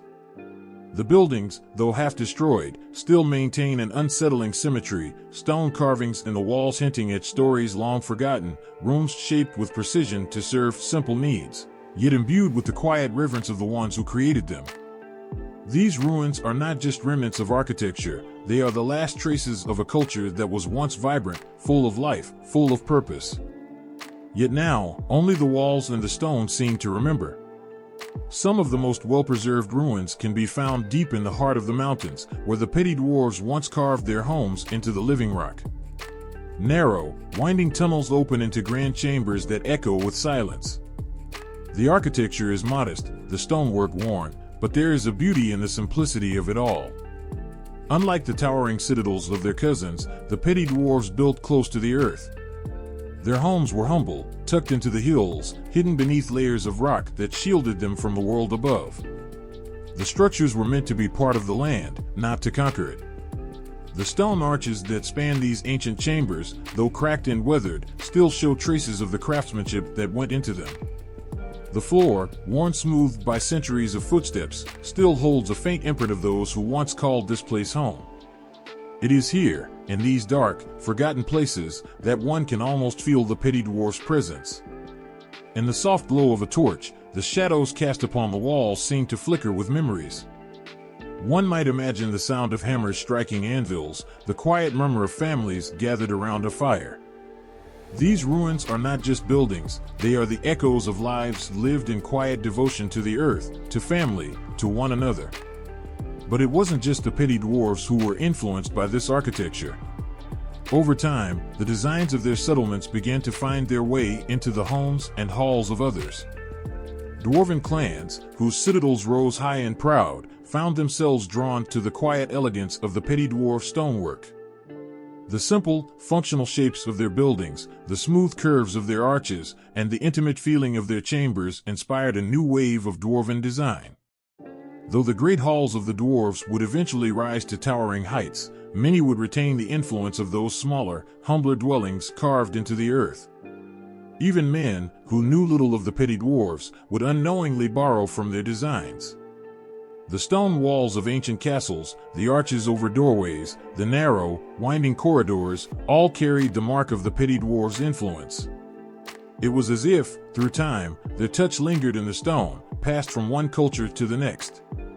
The Petty-dwarves may have been lost, but their way of life, their quiet reverence for the earth, their belief in the importance of family, their mastery of stone, left a lasting legacy that would shape the world for generations to come. Yet, despite the influence of their designs, the Petty-dwarves remain forgotten in the grander stories of Middle-earth. Their name is rarely spoken, their culture barely remembered. And yet, the ruins stand as silent sentinels, their quiet stone walls whispering of a time when the Petty-dwarves were not a shadow in the earth, but a living, breathing people. These remnants are not just buildings, they are memories, hidden away in the forgotten corners of the world, waiting for someone to remember. In the quiet corners of the world, in the shadows of these ancient ruins, one might wonder if the Petty-dwarves ever truly left. Perhaps they live on in the stone, in the architecture, in the whispers of the wind through their broken walls. The world may have forgotten them, but the ruins remain, a testament to a people who lived with purpose, with grace, and with an understanding of the earth that is now lost to time. The Petty-dwarves may be gone, but their legacy is still written in the very stones of Middle-earth, waiting to be remembered. The firelight flickered, casting long shadows on the carved walls of the hall as the elf began to sing. Her voice was soft, mournful, carrying an ancient melody that echoed through the still night. The words, spoken in Sindarin, wove a tale of a people who had long since vanished, a tale of the Petty-dwarves. Yet, as the song filled the room, one could sense the sorrow buried beneath the beauty of the tune, as if the notes themselves mourned a truth long forgotten or twisted by time. For the elves, memory was both a gift and a burden. They remembered everything, yet even their memories could be reshaped, polished into something that no longer resembled the truth. In their songs, the Petty-dwarves became a shadowy people, depicted as stubborn, secretive, even treacherous at times. Their small stature and their unwillingness to mingle with others were painted as flaws rather than the protective walls of a people scarred by rejection. The elves sang of their stonecraft, their hidden homes, their bitter isolation, but rarely of their hearts, their pain, their resilience. And so, the Petty-dwarves faded into myth, their story half remembered, half lost, and wholly misunderstood. Among men, the story was even crueler. Their songs and tales often portrayed the Petty-dwarves as villains, hoarders of wealth, or strange, almost monstrous beings who lurked in the dark places of the world. Around campfires, stories of the Petty-dwarves were used to frighten children into obedience. "Beware the stone folk," they would say, "for they will steal you away to their underground halls." It was easier for men to turn the unknown into something to fear than to confront the tragedy of a people who had been driven to the edges of the world. But the truth, buried beneath layers of exaggeration and distortion, was far more heartbreaking. The Petty-dwarves had once sought connection, had once tried to share their skills, their stories, their lives with those around them. But they were different, and the world is often unkind to those who do not fit neatly into its expectations. Rejected by their own kin, ignored or mistrusted by others, the Petty-dwarves withdrew, retreating into the earth, carving out their lives in the stone, where the judgmental eyes of the world could not reach them. Yet, even in their retreat, they left marks upon the world, marks that would be remembered, even if their true story was not. Elvish smiths, who admired the precision of Petty-dwarf craftsmanship, wove hints of their techniques into their own work. Human builders, inspired by the enduring strength of Petty-dwarf stonework, unknowingly carried their influence into the fortresses and cities of men. And though the songs and stories twisted their image, the very act of remembering, even imperfectly, kept a fragment of their spirit alive. There are whispers of moments when the truth of the Petty-dwarf shines through the haze of distortion. A forgotten stanza in an old elvish song, speaking of a Petty-dwarf who saved an elven child from a crumbling cave. A tale among men of a Petty-dwarf who crafted a blade so fine it seemed to sing in battle, a blade not hoarded but gifted to a king. These scattered fragments, rare and fleeting, hint at the deeper truth of a people whose hearts were as strong as the stone they worked. But such truths are fragile, easily buried beneath layers of misunderstanding and time. And so, the Petty-dwarves remain half-remembered, their story shaped more by the fears and prejudices of others than by their own voices.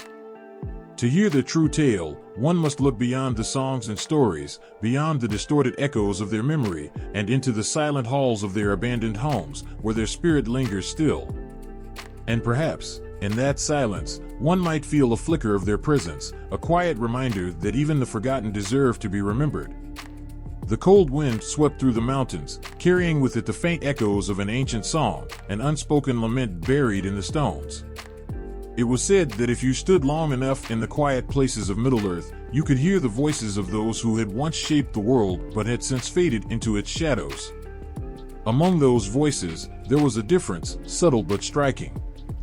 The proud tones of Durin's folk rang out like deep bells, clear and unyielding, while the whispers of the Petty-dwarves lingered like a fragile melody, nearly drowned by time. Both belonged to the same lineage, but their fates could not have been more different. Durin's folk, the Longbeards, stood as the embodiment of strength and tradition. Their halls were vast, carved with unyielding precision into the heart of mountains. Their wealth was legendary, their pride unshakable. They were builders of kingdoms, from Khazad-dûm to Erebor, and their songs told of ancient glories and eternal oaths. They walked the earth with heads held high, bearing the weight of their forefathers' deeds and dreams, sometimes to their glory and sometimes to their ruin. For all their greatness, their pride often blinded them, leading them to cling too tightly to what they believed was theirs by right, no matter the cost. And then there were the Petty-dwarves, their kindred but not their equals in the eyes of the world.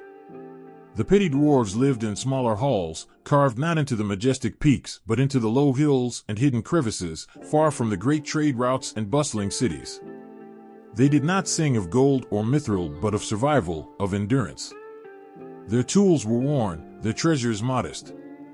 They, too, were craftsmen, but their work bore the scars of rejection. Their stonework was precise, yet lacked the grandeur of the Longbeards, their weapons sharp, but seldom wielded in the defense of kingdoms. They did not claim great treasures, nor did they weave tales of kingship. They simply existed, carving out what life they could in a world that had little love for them. The differences were stark, but they went far deeper than wealth or renown. The Petty-dwarves carried a bitterness that Durin's folk could scarcely comprehend. Rejected by their own kin for reasons long lost to history, they had been cast out, left to forge a path alone. This isolation shaped them, hardened them, but also broke something within. They became mistrustful, wary of all who approached, including other dwarves. To the Longbeards, they were an embarrassment, a reminder of failure. To the elves and men, they were barely worth remembering at all. And yet, for all their differences, both carried the same spark within them, the same unyielding resilience. It was this shared spark that made their paths so haunting to compare. Durin's folk, with all their pride, often fell victim to their greatest strength, their belief in their own worth. They dug too deep, hoarded too much, and refused to bend when bending might have saved them. Their redemption came not through humility, but through the heroism of individuals who rose above the failings of their kind, like Thorin Oakenshield reclaiming Erebor, even at the cost of his life. The Petty-dwarves, in contrast, had little left to be proud of. Their redemption, if it existed at all, was quieter, less triumphant. It lay not in grand victories, but in the simple act of surviving in a world that seemed intent on erasing them. They did not reclaim lost kingdoms or forge mighty alliances, but they endured, carving their stories into the stone even as the world turned its back on them. Their existence was a quiet defiance, a refusal to be forgotten entirely. In comparing these two clans, one could feel the weight of Tolkien's recurring themes: pride and redemption, strength and fragility, the light and shadow within every heart. The Longbeards were a testament to the dangers of unchecked pride, but also to the beauty of unyielding resilience. The Petty-dwarves, though humbled and cast out, carried their own kind of strength, a strength that did not demand recognition, but which burned fiercely nonetheless. The echoes of both clans linger in the world, intertwined and inseparable. For even in their separation, they shaped each other. The Petty-dwarves' isolation served as a warning to Durin's folk, a reminder of what could be lost when pride overshadowed kinship. And in the quiet moments, when the Longbeards' halls were empty of song and their forges silent, one might wonder if they ever thought of their forgotten kin, the ones who carved their lives into the hills and faded into memory. Perhaps they did, and perhaps those thoughts were tinged with regret. But the story does not end with what was lost. There is always more, always another echo waiting to be heard, another chapter to unfold. The stone remembers, even when those who shaped it are gone, and the whispers of the past have a way of returning when least expected. A faint fire flickers in the darkness, its light reflecting off the rough-hewn walls of a hidden cavern. In the silence, the whispers of forgotten voices seem to seep from the very stones, carrying with them a question that has lingered through the ages. Why were they created, these outcasts, the petty dwarves? What was their purpose, their place in a world that seemed determined to forget them? The answer, perhaps, lies not in their actions, but in the quiet spaces they occupied, the cracks in the great stories, the shadows beneath the grandeur. Tolkien did not create without meaning. Each figure, each people, was a thread in a vast tapestry, their existence a reflection of something deeper. The petty dwarves were no exception. They were the castaways, the disowned. They were not the proud Longbeards or the mighty Durance folk, nor were they the noble elves or the hopeful race of men.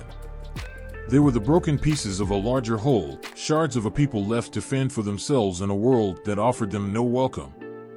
In their creation, Tolkien gave form to a kind of loneliness that few dare to name, the isolation that comes from being rejected by your own. They were outcasts, but they were not villains. Their bitterness was born of pain, their mistrust of betrayal. They had been cast out not for deeds, but for what they lacked, a cruel judgment passed down by those who should have been their kin. The petty dwarves were the embodiment of a harsh truth. Even in a world as wondrous as Middle-earth, cruelty and rejection could thrive. And yet, their existence also carried a kind of defiance. They endured. They did not disappear, though many wished they would. They survived, carving their lives into the hidden places of the earth, where the light of the great kingdoms could not reach. Tolkien's intentions might never be fully known, but one cannot ignore the echoes of his own life in the creation of the petty dwarves. He knew the sting of being an outsider, of standing apart from others. Born in a world that was rapidly changing, he saw firsthand how easily people could be forgotten, cast aside in the rush toward progress. Perhaps the petty dwarves were his way of giving voice to those who had none, of shining a light on the forgotten corners of the world. Their role in the grand narrative was small, but it was vital. They were not heroes or villains, they were a mirror. Through them, Tolkien asked questions that few dared to ask. What happens to those who are left behind? What becomes of a people when they are cast out, their stories erased? The petty dwarves were a reminder that every shadow has a source, every bitterness a cause. They were not born into darkness, they were shaped by it, molded by the hands that pushed them away. And yet, for all their tragedy, there was a strange beauty in their existence. They were survivors, after all. They adapted, finding ways to live in a world that seemed to have no place for them. They took the scraps they were given and made them their own, crafting homes in the hills and valleys where no one else dared to tread. Their resilience was quiet, but it was fierce. It was a different kind of strength, one that did not demand recognition but burned all the brighter for it. Through the petty dwarves, Tolkien also wove a theme that ran through much of his work, the idea of redemption. They were not wholly lost, though the world might have thought so. Their story was not one of grand victories or sweeping epics, but of small, quiet triumphs, the triumph of simply existing, of refusing to be erased. In their bitterness, there was still a spark of what they could have been, a hint of the greatness they might have achieved had they been given the chance. They were not beyond hope, and in that, they reflected the potential for redemption in all things. The petty dwarves were a stark contrast to the other peoples of Middle-earth, but that was their purpose. They were not meant to stand as equals to the elves or the Longbeards, they were meant to stand apart, to occupy the spaces that others ignored. In their creation, Tolkien did not glorify their suffering, but neither did he shy away from it. He presented them as they were, flawed, bitter, and broken, but also resilient, enduring, and unyielding. As the fire flickers lower, the shadows deepen, and the whispers fade. But the questions remain, etched into the stone, waiting for those who dare to listen. Why were they created? Perhaps the answer is not in their history, but in their existence. They were a reminder of the cost of pride, the weight of rejection, and the quiet strength of those who refuse to be forgotten. And their story does not end here, for the stones remember, and the echoes carry on. In the hushed stillness of twilight, when the world seems to hold its breath, it's said that whispers can be heard in the hills. Faint and fleeting, like the echo of a dream, They weave through the crumbling ruins and forgotten tunnels, carrying a question as old as the stones themselves. Could they still be out there? The Petty-dwarves, shrouded in mystery and shadow, did they vanish entirely, or did some trace of their existence endure, hidden from prying eyes? There's something haunting about the thought. To vanish from the pages of history is a fate few can bear to contemplate, yet the Petty-dwarves seemed destined for such a cruel end. Their homes were seized, their names ridiculed, their stories erased. And yet, the earth remembers. The echoes that hum through hollow caverns, the uncharted corners of ancient forests, the mountains where no footsteps tread, these places seem to whisper of lives not entirely lost. What if their disappearance was not an ending, but a retreat? The Petty-dwarves were masters of concealment, after all. Long before the lands of Middle-earth were mapped and claimed, they burrowed into the earth, carving out hidden sanctuaries. Unlike the grand halls of Durin's folk, their dwellings were modest, secretive, designed to be overlooked. To survive as outcasts, they adapted, becoming shadows in a world that had turned its back on them. If any could have slipped beyond the notice of time, it was them. Perhaps their settlements still lie beneath layers of stone and earth, waiting for the day when silence gives way to voices once more. There are tales, scattered and half-forgotten, of travelers who claim to see flickering lights deep within abandoned mines. Others spoke of fleeting shapes, small, hunched figures that vanished the moment they were glimpsed. These stories are often dismissed as tricks of the mind or the play of shadows, but what if they are more than that? What if they are fragments of a truth that refuses to die, no matter how many centuries pass? The Third Age was a time of upheaval, of wars and rising powers, but in its quieter moments, there were still corners of Middle-earth untouched by such chaos. In the vastness of the misty mountains, and the unexplored reaches of arid Lewin, and the forgotten folds of hills and valleys, there were places where life could hide, unseen. Could the Petty-dwarves have made their way to such places, slipping through cracks in the world's attention to find sanctuary? It's a thought that lingers, heavy with both hope and sorrow. If they survived, what would they have become? Time changes all things, and the centuries would not have been kind to a people so diminished. Perhaps they grew smaller, more furtive, their craft and culture reduced to what was essential for survival. Or perhaps they adapted in other ways, rediscovering some spark of the greatness they had once been denied. Their lives would have been hard, marked by isolation and struggle, but in that hardship, there might have been resilience, a refusal to let the world's rejection define them. There is a kind of poetry in the idea of survival against all odds. It speaks to something primal, a defiance that refuses to be extinguished. The Petty-dwarves were shaped by rejection, their existence a testament to what it means to be cast out and yet endure. If they did survive, it would not have been for glory or recognition, but for the simple, unyielding desire to live. And in that, there is a kind of triumph, a quiet victory that no one can take from them. Yet, even as the heart yearns for such a possibility, the mind wrestles with doubt. The world of Middle-earth is vast, but it is also harsh, and time has a way of erasing even the most enduring legacies. To survive in hiding for so long would have required more than cunning. It would have demanded an unbreakable will, a refusal to let despair take root. Did they possess such strength? Or were they, in the end, overwhelmed by the weight of their history, their story fading into silence? The thought of their survival is bittersweet. If they are still out there, it means they remain unseen, unheard, their lives hidden from the world that wronged them. But if they are gone, truly gone, then all that remains are the faint echoes of their existence, carried in songs and stories that grow fainter with each passing year. Either way, their story is one of longing for a place to call home, for recognition, for redemption. And yet, the stones whisper. The wind carries voices that are not quite words, shadows flicker in places long thought empty, and the question lingers, unanswered. Could they still be out there? The answer remains hidden, as elusive as the Petty-dwarves themselves. But perhaps that is fitting, for theirs was a story of things unseen, of lives lived in the quiet spaces between greatness and obscurity. And as the shadows deepen, the thought of what might be waiting in the darkness pulls at the edges of the heart, refusing to let go. The rain fell in a slow, steady rhythm, soaking the crumbled stone and moss-covered ground where once voices and hammers rang out in defiance of a world that refused to welcome them. There was no one left to claim these ruins, no hands to trace the carvings etched with care and sorrow into the dark walls of the Petty-dwarves' forgotten halls. Yet, if one stood still long enough, a strange weight could be felt in the air, a lingering presence, heavy with loss and unspoken truths, as if the land itself mourned those it failed to protect. Theirs was a story no one wanted to remember, yet it clings to the edges of memory like a ghost unwilling to fade. Exile. The word itself stings, sharp and cold, like a blade pressed against bare skin.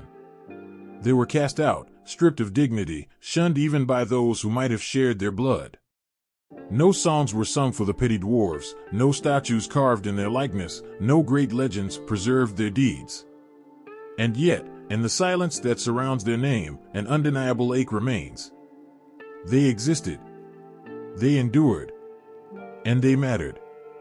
They were not noble kings like Durin's, nor famed warriors whose bravery adorned the histories of elves and men. They were the unwanted, the dismissed, too rough, too small, too strange.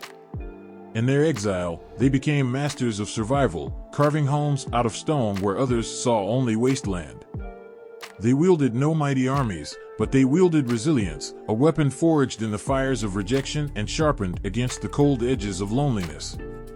And even as the world turned its back on them, they persisted, leaving behind marks that no erasure could fully cleanse. The sorrow of their tale lies not only in the cruelty they suffered, but in the haunting questions they leave behind. How does a people survive when the world refuses to see them? How do they hold on to their identity when every day threatens to strip it away? The Petty-dwarves wrestled with these questions, their lives a testament to the unrelenting struggle of those forced to live in the shadows of greater powers. There is a certain bravery in that, a quiet, stubborn courage that refuses to bow to despair, even when hope is faint. Yet even bravery has its limits. How many generations can endure such solitude before they fade, not by sword or flame, but by the slow erosion of being forgotten? The Petty-dwarves knew what it meant to vanish in plain sight, to have their history distorted and their voices silenced.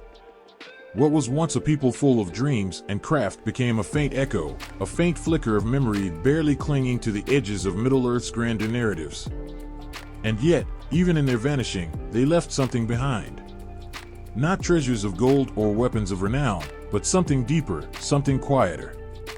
Their legacy is carved into the fabric of the world, though it is seen only by those who know where to look.